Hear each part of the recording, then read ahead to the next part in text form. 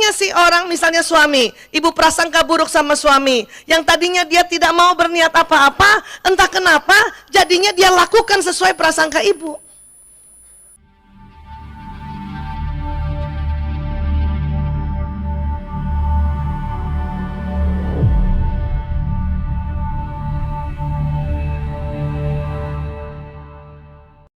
Ya. Terus apa yang terjadi, Bu? Rupanya tubuh manusia itu, ya boleh slide lagi, bukan hanya ada badan kasar. Coba ibu pegang dulu badan ini. Ini namanya badan kasar, badan sel-sel, seluler. Ya, rupanya bukan hanya itu tubuh manusia, ada badan halusnya. Cuman dalam istilah internasional nggak bilang badan halus, nanti salah pengertian. Maka disebut badan bioplasmik. Apa maksudnya? Dari tubuh kita keluar cahaya, keluar nur, keluar sinyal, keluar gelombang elektromagnetik. Ya. Dari mana, Bu Aisyah? Dari titik-titik pembuluh meridian namanya, yang ada di subkutis atau di bawah kulit. Dari ujung rambut sampai ujung kaki jumlahnya 360. Ya. Dan titik-titik ini, Bu, yaitu ibarat pori-pori. Cuman pori-pori itu nama untuk titik-titik yang di kulit. Pori-pori di kulit juga mengeluarkan zat, cairan dan garam. Coba ibu jilat tangan ibu sedikit. Asin? Karena memang mengeluarkan garam.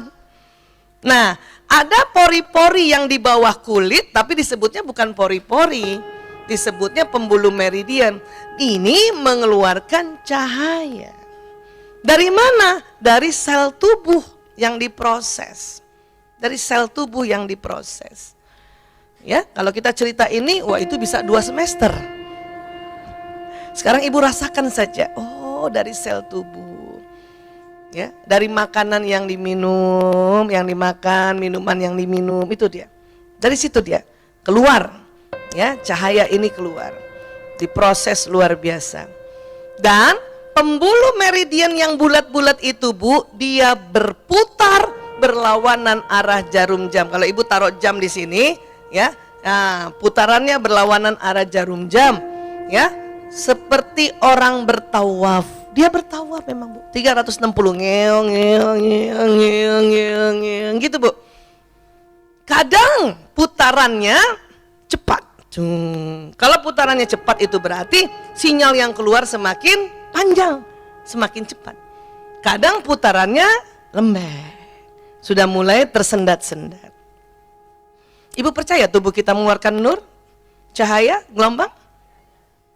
Ibu, kita punya HP. Ibu punya HP nggak? Punya.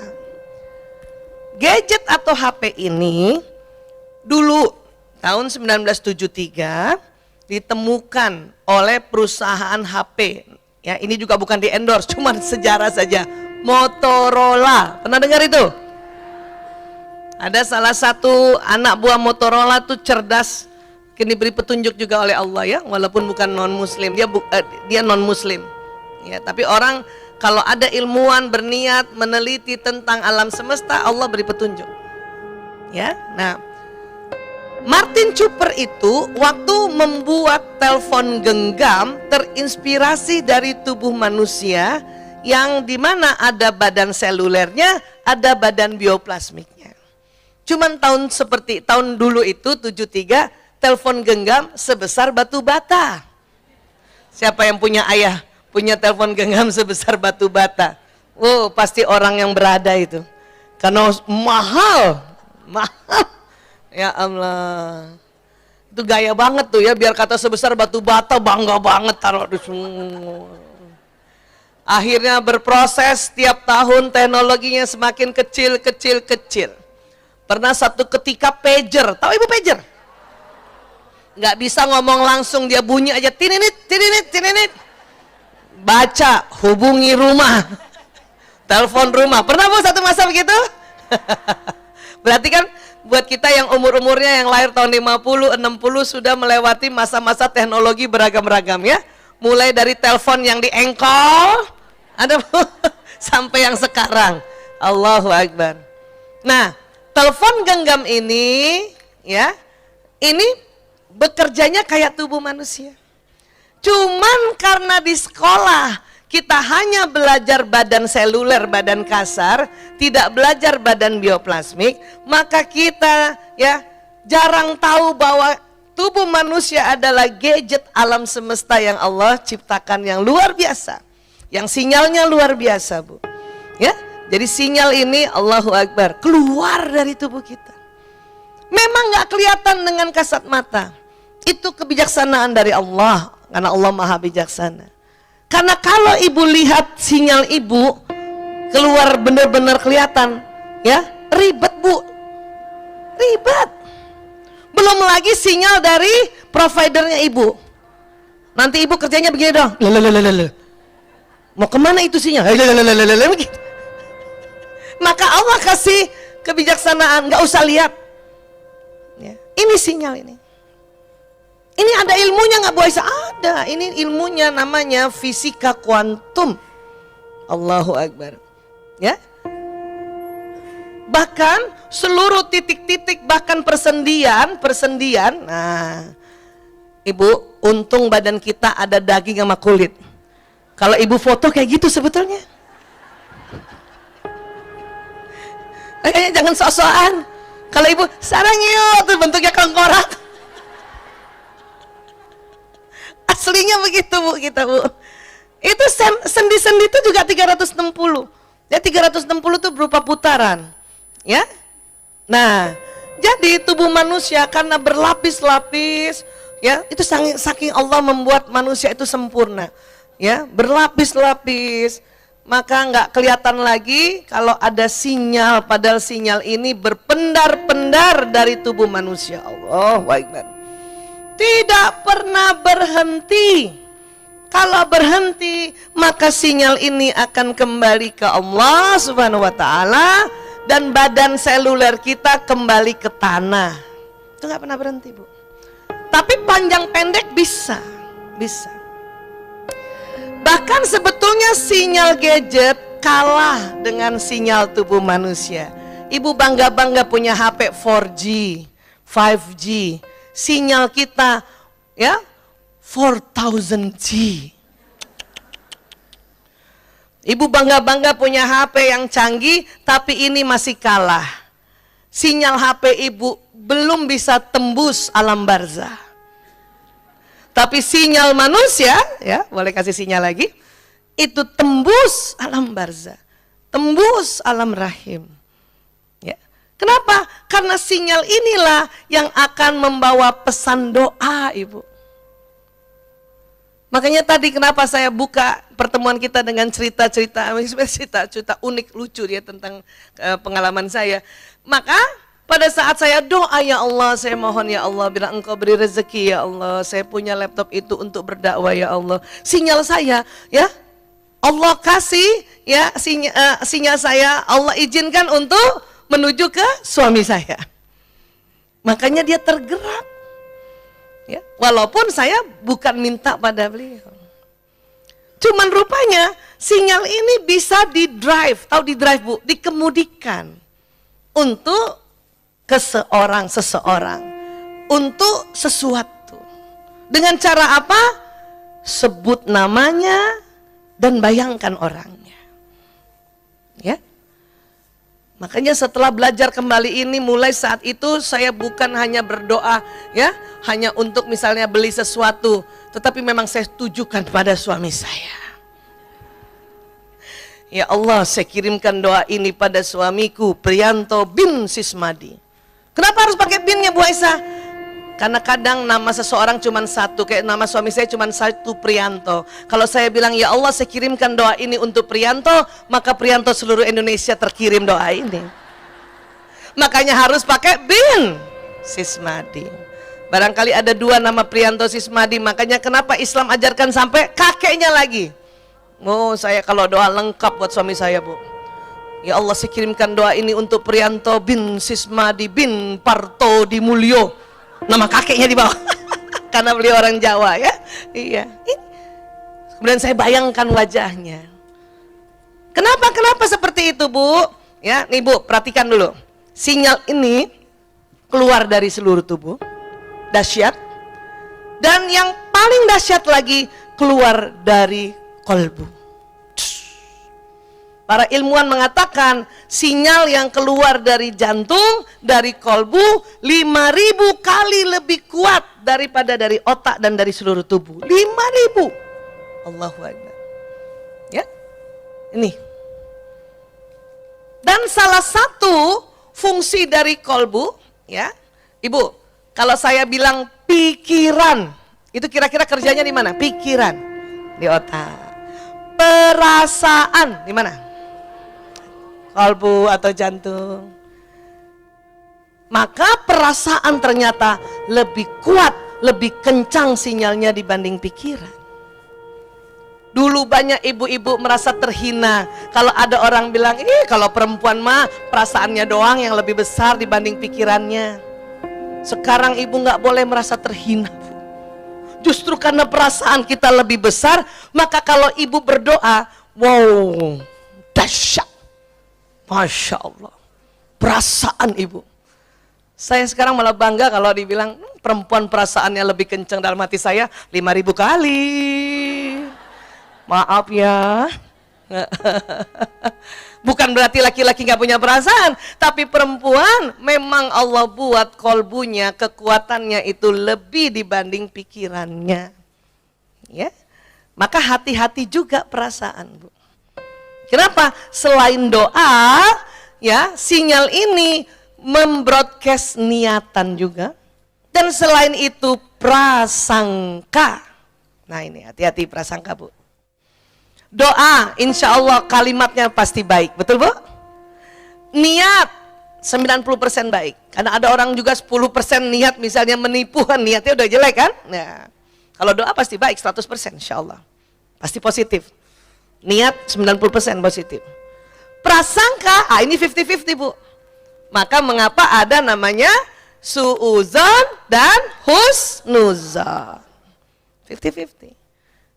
Banyak juga ibu-ibu tanya sama saya, kenapa sih Allah membuat prasangka buruk, ada suuzon? Saya bilang, wallahu a'lam bishawab. Itu maunya Allah sebagai sang maha pencipta. Tapi hikmahnya adalah, karena kita hanya bisa menemukan hikmah. Manusia hanya bisa menemukan hikmah. Ya, jawaban pasti hanya Allah Ta'ala yang tahu. Hikmahnya apa? Kalau ibu ketemu orang baru di jalan, kalau ibu nggak punya prasangka negatif, ibu bisa kena tipu. Ngerti Bu? Jadi prasangka negatif itu adalah juga menolong kita sebagai alarm.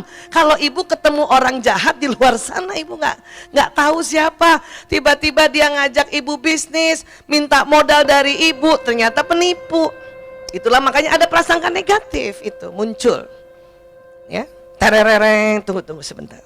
Kok dia tiba-tiba ngajak saya bisnis? Tiba-tiba dia minta banyak uang jutaan. Ntar dulu. Siapa ini? Paham tentang ini Bu? Jadi semua yang Allah ciptakan itu untuk kebaikan kita. Tapi Bu, kalau sama orang yang ibu sudah kenal, apalagi orang dekat, suami kah, anak kah, orang tua, mertua, ipar, di sini ada tantangannya, challengingnya. Mungkin muncul prasangka negatif kita terhadap suami atau anak, tetapi Allah mau prasangka negatif itu tidak terus menerus untuk orang dekat Bu. Karena bahaya. Yang tadinya si orang, misalnya suami, ibu prasangka buruk sama suami, yang tadinya dia tidak mau berniat apa-apa, entah kenapa jadinya dia lakukan sesuai prasangka ibu. Na'udzubillah min zalik. Maka di sini pada saat kita punya prasangka negatif terhadap orang yang kita kenal, inilah Allah minta ya dirubah ke prasangka baik. Karena Allah sampaikan di hadis qudsi apa?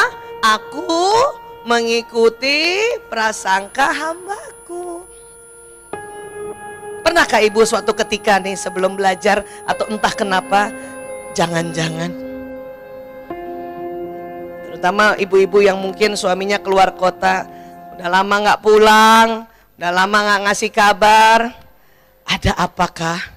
Jangan-jangan, jangan-jangan sih. Bu, kata Jangan itu untuk otak artinya silahkan. Coba ya, Ibu dengarkan saya. Jangan bayangkan warna-warna pelangi, merah, jingga, kuning, hijau.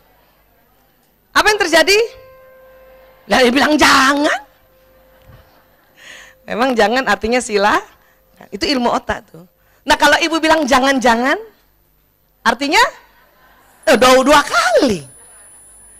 Jangan-jangan ada wanita lain yang memperhatikan dia. Oh, silakan. Tetapi otak ini kadang begitu, Bu. Karena prasangka itu memang masih dua. Nggak apa-apa juga. Tapi segera ibu delete. Tahu delete, Bu? Hapus. Dengan apa? Istighfar. Astagfirullahaladzim. Kadang-kadang muncul perasaan atau pikiran begini gara-gara habis nonton sinetron. Sekarang jarang anak-anak main layangan, apalagi kejar layangan putus. Kita yang nonton sinetron layangan putus. Iya kan? Kan susah anak-anak mau main layangan, gak ada lapangan sekarang kan?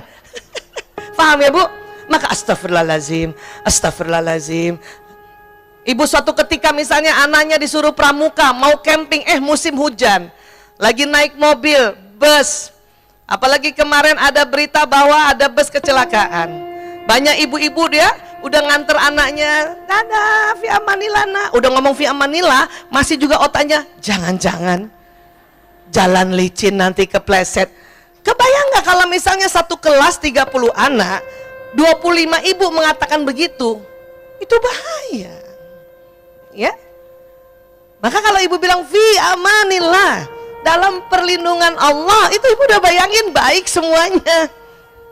Kalaupun ada kepala ibu ini muncul hal-hal yang terkenal sekarang namanya insecure, overthinking, maka segera istighfar. Astagfirullahaladzim, la haula wala quwata illa billahil aliyul azim. Supaya prasangka negatif bisa dirubah ke prasangka positif. Tapi jangan juga ibu minta selalu berprasangka positif, jangan juga. Karena prasangka negatif itu juga sebuah pertolongan, itu alarm. Siapa tahu memang mau ada kecelakaan. Ibu pernah nggak lagi duduk-duduk, lagi nggak mikirin anak, tiba-tiba ibu terlintas ada mau kecelakaan. Itu bisa jadi ada anak kita yang memang sedang nunggu bus misalnya, dia mau kecelakaan, sinyal anak nyamber ke ibu. Kenapa? Karena sinyal ibu dan anak sama persis. Maka ibu kalau ada kayak gitu langsung astagfirullahaladzim, na'udzubillah min zalik. Paham ya Bu? Rubah. Kan banyak juga ibu-ibu udah bagus, dia mau tolak bala, tapi ngomongnya, ih amit-amit cabang bayi. Itu belum, tidak power kalimat itu Bu. Tidak power ya. Na'udzubillah min zalik ya Allah. Langsung ibu doa supaya itu menjadi tolak bala. Bisa saja anak akhirnya nggak ketabrak, cuman keserempet doang anginnya. Itu karena doa ibu ya. Bapaknya nggak doa Ibu Aisyah. Masalahnya begini, bapak-bapak dikala dia sudah mulai bekerja ya, mencari nafkah, otaknya penuh dengan kreativitas untuk bekerja, terkadang lupa mendoakan kita. Makanya Allah bikin sinyal yang dengan anak itu miripnya ke ibu Bu. Ke ibu. Itulah the power of doa ibu. Ya. Yang cilaka kita juga keasikan kerja lupa doa. Aduh, ya. Padahal sinyal untuk seorang laki-laki dikala dia safar, dikala dia keluar rumah lebih panjang sinyalnya, Bu. Lebih panjang. Itu sering dikasih cerita oleh Allah dalam Al-Qur'an tentang para ayah yang jauh dari anaknya. Salah satunya adalah kisah Nabi Ibrahim alaihissalam. Jauh dari Nabi Ismail. Tapi doa Nabi Ibrahim dalam perjalanan dari Mekah ke Palestina itulah yang membuat Mekah sampai sekarang seperti ini. Sinyal. Maka ibu kalau suami ibu pergi bekerja, ingatkan saja ya. Doakan ya Bu. Ya, Abi doakan Umi sama anak-anak ya. Insya Allah. Udah cukup kalau suami udah bilang insya Allah, udah ibu percaya aja. Jangan juga ibu ngotot, ntar lupa. Yang tadinya ibu yang nuntun. Ntar lupa, ya iya ntar lupa lah. Kadang kita suka julid sih Bu. Iya ibu ya. Makanya perempuan ini suka julid. Ya sudah, yakinkan saja ya. Nanti doakan saya ya. Itu, insya Allah. Udah, alhamdulillah. Kalau ibu sinyal yang kencang di mana coba Bu? Dalam ruangan. Itu makanya mengapa kita pada saat ibu di rumah, apalagi rumah sudahlah dalam ruangan, di dalam rumah itu kencengin doa.